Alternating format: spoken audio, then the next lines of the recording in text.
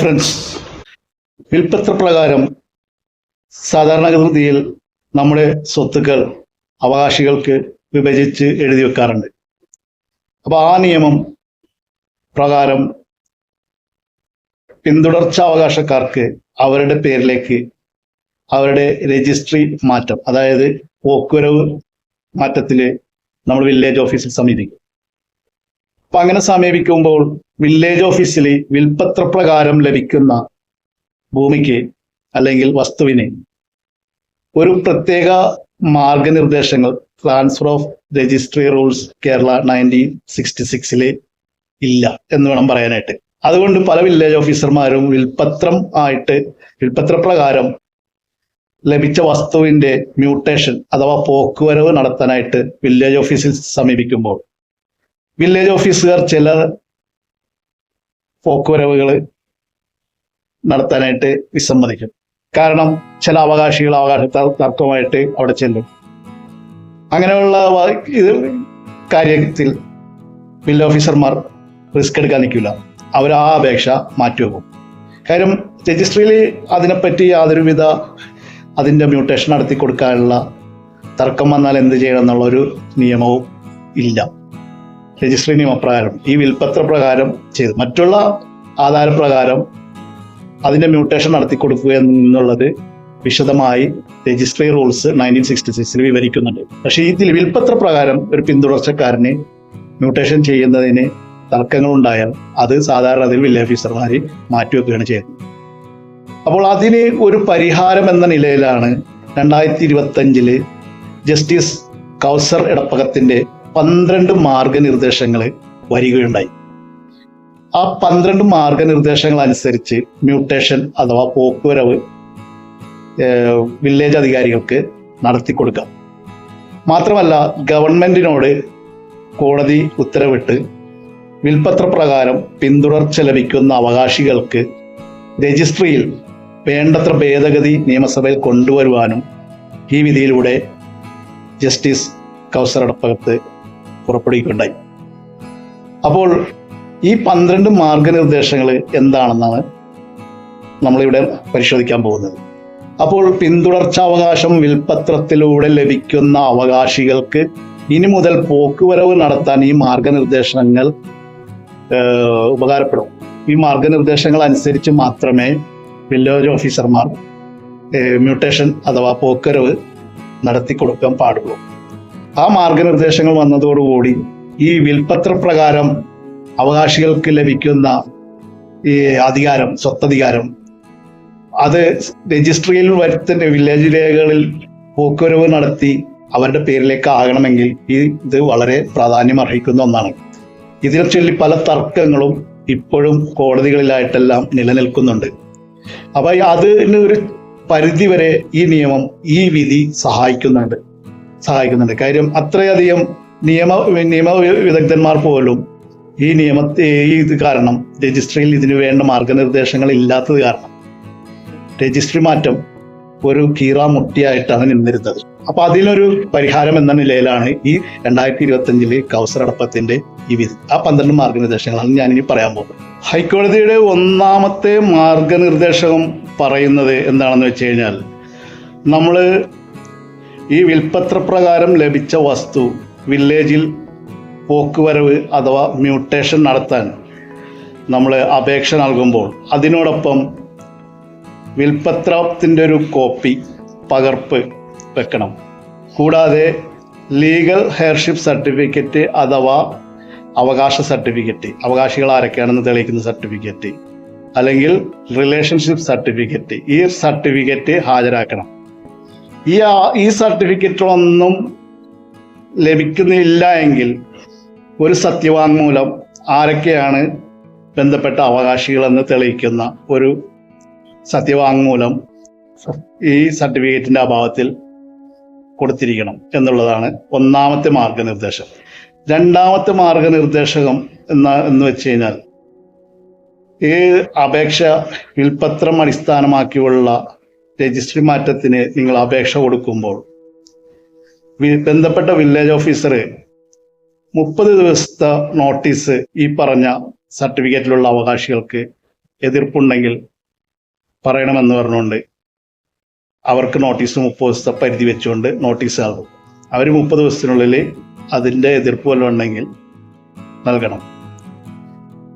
മൂന്നാമത്തതെന്ന് പറഞ്ഞാൽ ഈ പറഞ്ഞ ബന്ധപ്പെട്ട രജിസ്ട്രി മാറ്റത്തിന് അപേക്ഷ ലഭിച്ചു കഴിഞ്ഞാൽ 30 ദിവസത്തിനുള്ളിൽ ഇതിൽ ആർക്കെങ്കിലും രജിസ്ട്രി മാറ്റത്തിൽ ആർക്കെങ്കിലും എതിർപ്പുണ്ടെങ്കിൽ 30 ദിവസത്തിനുള്ളിൽ അറിയിക്കണമെന്ന് പറഞ്ഞുകൊണ്ട് ബന്ധപ്പെട്ട വില്ലേജ് താലൂക്ക് ഓഫീസിൽ അതിൻ്റെ കോപ്പി ഒട്ടിച്ചു വെക്കണം എന്നുള്ളതാണ്. ഈ പറഞ്ഞ രീതിയിൽ ആർക്കെങ്കിലും എതിർപ്പില്ല എങ്കിൽ ബന്ധപ്പെട്ട വില്ലേജ് ഓഫീസർക്ക് മ്യൂട്ടേഷൻ അഥവാ പോക്കുവരവ് നടത്തി കൊടുക്കാവുന്നതാണ്. മേൽപ്പറഞ്ഞ ഇപ്പം 2 കാര്യങ്ങൾ പറഞ്ഞല്ലോ, 30 ദിവസത്തിനുള്ളിൽ എതിർപ്പ് അറിയിക്കണം എന്നുകൊണ്ട്. അങ്ങനെ ആരും വന്നില്ല എങ്കിൽ ഇത് നടത്തി കൊടുക്കാം. അതല്ലെങ്കിൽ മ്യൂട്ടേഷൻ അഥവാ പോക്കുവരവ് നടത്താൻ ബന്ധപ്പെട്ട വില്ലേജ് ഓഫീസറിന് അധികാരമില്ല. ഇനി ആരെങ്കിലും ഇതിൽ എതിർപ്പ് പ്രകടിപ്പിക്കുകയാണെങ്കിൽ നിയമപരമായ അവകാശികളോ മറ്റാരെങ്കിലുമോ എതിർപ്പ് ഈ മ്യൂട്ടേഷൻ നടത്തുന്നതിൽ അഥവാ പോക്കുവരവ് നടത്തുന്നതിൽ ബന്ധപ്പെട്ട വില്ലേജ് ഓഫീസർ മുമ്പാകെ വന്ന് എതിർപ്പ് പ്രകടിപ്പിച്ചാൽ വില്ലേജ് ഓഫീസറെ ആ മ്യൂട്ടേഷൻ നടത്തരുത്. മാത്രമല്ല ആ കേസ് ബന്ധപ്പെട്ട കോടതിയിലേക്ക് റഫർ ചെയ്യേണ്ടതാണ്. അതാണ് 5ാമത്തെ അടുത്ത ഗൈഡ് ലൈൻസ്. ഇനി നിയമപരമായ മറ്റേതെങ്കിലും വ്യക്തി ഈ അവകാശികളല്ലാത്ത ആരെങ്കിലും ഈ മ്യൂട്ടേഷന് അഥവാ പോക്കുവരവ് നടത്തുന്നതിന് എതിർപ്പ് പ്രകടിപ്പിക്കുകയാണെങ്കിൽ ബന്ധപ്പെട്ട വില്ലേജ് ഓഫീസറിന് മുമ്പിൽ വന്ന് എതിർപ്പ് പ്രകടിപ്പിക്കുകയാണെങ്കിൽ അദ്ദേഹം വില്ലേജ് ഓഫീസർ അതിൽ വേണ്ടത്ര അന്വേഷണം നടത്തി ആ അന്വേഷണത്തിൽ അദ്ദേഹത്തിന് ബോധ്യപ്പെടുകയാണ് ഈ പറഞ്ഞ എതിർപ്പ് പ്രകടിപ്പിച്ച വ്യക്തിയുടെ അവകാശം ന്യായമാണെന്ന് തോന്നുകയാണെങ്കിൽ അദ്ദേഹം ഈ പറഞ്ഞ രീതിയിൽ സിവിൽ കോടതിയിലേക്ക് ബന്ധപ്പെട്ട കക്ഷികളെ റഫർ ചെയ്യേണ്ടതാണ്.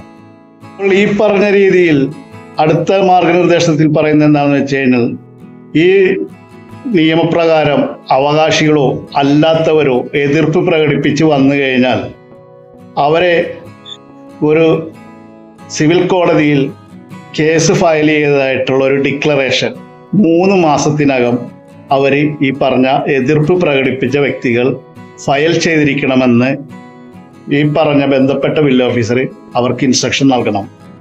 ആ 3 മാസം വരെയും വില്ലേജ് ഓഫീസർ മ്യൂട്ടേഷൻ നടത്തുന്നതല്ല.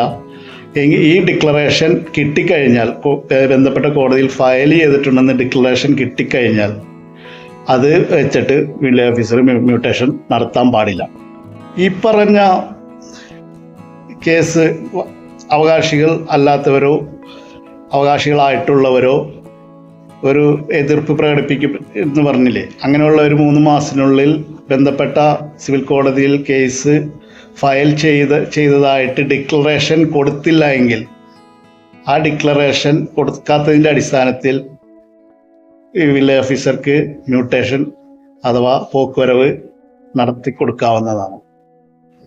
ഇനിയിപ്പോൾ ഈ മ്യൂട്ടേഷൻ ബന്ധപ്പെട്ട കക്ഷികൾ എതിർത്ത് കഴിഞ്ഞാൽ 3 മാസത്തിനുള്ളിൽ ഡിക്ലറേഷൻ ഫയൽ ചെയ്ത് കഴിഞ്ഞാൽ അത് കോടതിയിൽ ഫയൽ ചെയ്തിട്ടുണ്ടെന്നൊരു ഡിക്ലറേഷൻ 3 മാസത്തിനുള്ളിൽ ഈ പറഞ്ഞ ബന്ധപ്പെട്ട വില്ലേജ് ഓഫീസറുടെ മുമ്പിൽ വില്ലേജ് ഓഫീസർക്ക് നൽകുകയാണെങ്കിൽ വില്ലേജ് ഓഫീസർ ഈ കേസ് കഴിയുന്നത് വരെക്കും സിവിൽ കേസ് ആയി കഴിഞ്ഞു. അപ്പോൾ 3 കാര്യം കോടതിയിലായല്ലോ, കോടതിയിൽ അവർ ഫയൽ ചെയ്തെന്നുള്ള ഡിക്ലറേഷനാണല്ലോ കൊടുക്കുന്നത്. അപ്പോൾ ആ കേസ് തീരുന്നത് വരെ മ്യൂട്ടേഷൻ നടത്താൻ വില്ലേജ് ഓഫീസർക്ക് അധികാരമില്ല. അതായത് ആ കേസ് തീരണം. ഇനിയിപ്പോൾ ഈ പറഞ്ഞ വിൽപത്രത്തെ പറ്റി ഒരു ബന്ധപ്പെട്ട ഒരു സിവിൽ കോടതിയിൽ കേസുണ്ടെന്ന് ഈ പറഞ്ഞ വില്ലേജ് അധികാരിക്ക് ബോധ്യപ്പെടുകയാണ്. ആരും എതിർപ്പ് പ്രകടിപ്പിക്കാൻ വേണ്ട, ഒന്നും വേണ്ട. അദ്ദേഹത്തിന് ഏതെങ്കിലും വഴിക്ക് ഇതിൽ കേസുണ്ടെന്ന് അറിവ് ലഭിച്ചു കഴിഞ്ഞാൽ ആ കേസിലും വിൽപത്രത്തിൻ്റെ വഴിയുള്ള അടിസ്ഥാനമാക്കിയുള്ള മ്യൂട്ടേഷൻ അഥവാ പോക്കുവരവ് നടത്താൻ വില്ലേജ് ഓഫീസർക്ക് അധികാരമില്ല. അതുവരെയും ആ കേസ് കഴിയുന്നതുവരെയും വില്ലേജ് ഓഫീസറെ ബന്ധപ്പെട്ട ഈ രജിസ്ട്രി മാറ്റം നിർത്തിവെക്കാൻ നിർബന്ധിതനാണ്. അപ്പൊ ഇതാണ് ഈ പറഞ്ഞ മാർഗനിർദ്ദേശങ്ങൾ. ഈ പറഞ്ഞ രീതിയിൽ കേസ് വന്നിട്ടുണ്ടെങ്കിൽ മേൽപ്പറഞ്ഞ കാര്യങ്ങളിൽ സിവിൽ കോടതിയിൽ ഇരിക്കുന്ന പരിഗണനയിലിരിക്കുന്ന കേസാണെങ്കിൽ ആ വിധി വരുന്നത് വരയ്ക്കും ബന്ധപ്പെട്ട വില്ലേജ് ഓഫീസർ മ്യൂട്ടേഷൻ നടത്താൻ പാടില്ല. അപ്പൊ ഇതൊക്കെയാണ് മാർഗനിർദ്ദേശങ്ങൾ. അപ്പൊ ഇത് ഈ പറഞ്ഞ മാർഗനിർദ്ദേശങ്ങൾ അത് എല്ലാം ഈ പറഞ്ഞ വിൽപത്രത്തിന്റെ രജിസ്ട്രി മാറ്റം അഥവാ പോക്കുവരവ് മ്യൂട്ടേഷൻ നടത്തുന്നതിൽ പാലിക്കേണ്ട ഈ പറഞ്ഞ ബന്ധപ്പെട്ട വില്ലേജ് അധികാരികൾ പാലിക്കേണ്ട തത്വങ്ങളാണ്. അതാണ് ജസ്റ്റിസ് കൗസർ എടപ്പകത്തിന്റെ മാർഗനിർദ്ദേശങ്ങൾ. കാര്യം വിൽപത്രത്തിന്റെ മ്യൂട്ടേഷന് വരുമ്പോഴാണ് ഒരുപാട് തർക്കങ്ങൾ സിവിൽ കോടതിയിൽ വരുന്നത്. അതിന്റെ അടിസ്ഥാനത്തിലാണ് ഈ പറഞ്ഞ ബന്ധപ്പെട്ട കേസിൽ ഈ പറഞ്ഞ മാർഗനിർദ്ദേശങ്ങൾ ഈ ഗവൺമെന്റിന്, അതായത് വില്ലേജ് അധികാരികൾക്ക് ഈ ഗൈഡ് ലൈൻസ് കോടതി നൽകുന്നത്. അപ്പൊ ഈ ഗൈഡ് ലൈൻസ് പാലിക്കാൻ ഈ പറഞ്ഞ ബന്ധപ്പെട്ട വില്ലേജ് അധികാരികൾ നിർബന്ധിതരാണ് ഈ വിധിയുടെ അടിസ്ഥാനത്തിൽ. അതുപോലെ തന്നെ ബന്ധപ്പെട്ട രജിസ്ട്രി റൂളിൽ പറഞ്ഞ ഗവൺമെന്റ് മാറ്റങ്ങൾ വരുത്തേണ്ടതായിട്ടുമുണ്ടെന്ന് വിധിയിൽ പറയുന്നുണ്ട്. അപ്പോൾ സബ്സ്ക്രൈബ് ചെയ്യാത്തവർ സബ്സ്ക്രൈബ് ചെയ്യണമെന്നും അതുപോലെ തന്നെ ബെൽ ബട്ടൺ ക്ലിക്ക് ചെയ്യുകയാണെങ്കിൽ അപ്പോൾ നിങ്ങൾക്ക് എൻ്റെ വീഡിയോ നോട്ടിഫിക്കേഷനായിട്ട് ലഭിക്കും. അപ്പോൾ എല്ലാവരും സബ്സ്ക്രൈബ് ചെയ്യാനും ബെൽ ബട്ടൺ ക്ലിക്ക് ചെയ്യാനും അഭ്യർത്ഥിക്കുന്നു. Good bye.